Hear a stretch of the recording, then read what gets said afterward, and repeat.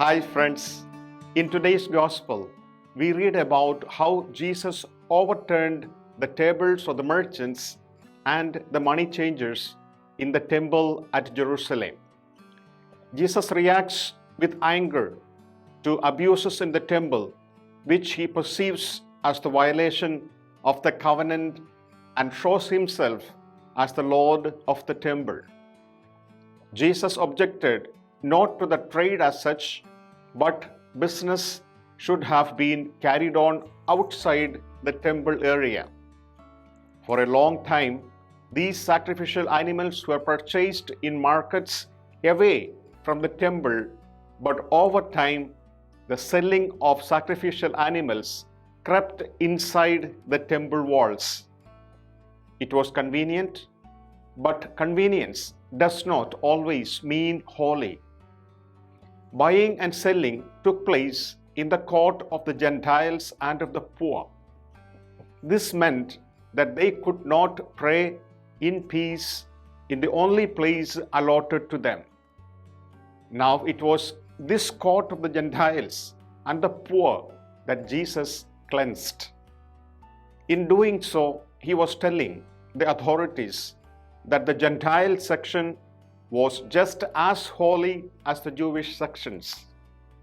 Surprised by his behavior, the temple authorities demanded an explanation and a sign from Jesus. Jesus replied that the sign God would give would be his resurrection. Destroy this temple, and in 3 days I will raise it up. The Jews did not understand that the temple Jesus referred was his own body.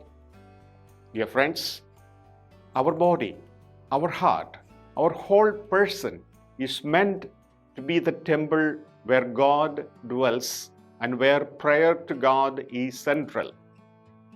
What is meant to be a house of prayer should not become a den of thieves. It should not be for extortion and corruption. No, the evils of the world tend to creep into our hearts when we are not vigilant. Lent is a time for cleansing the temple of our hearts and let Jesus in.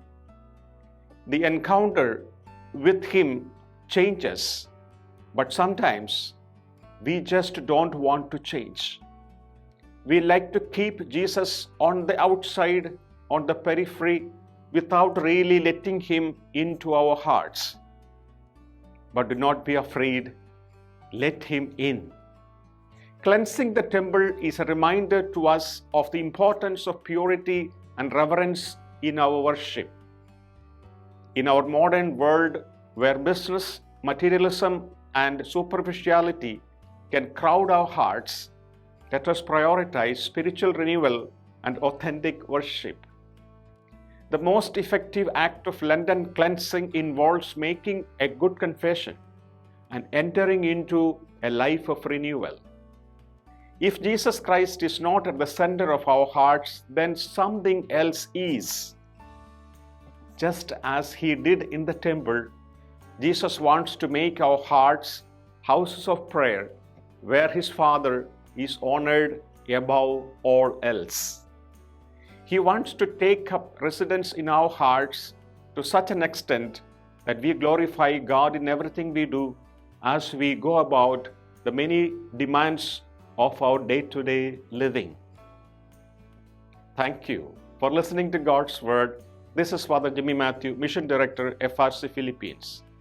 Bye for now, and God bless.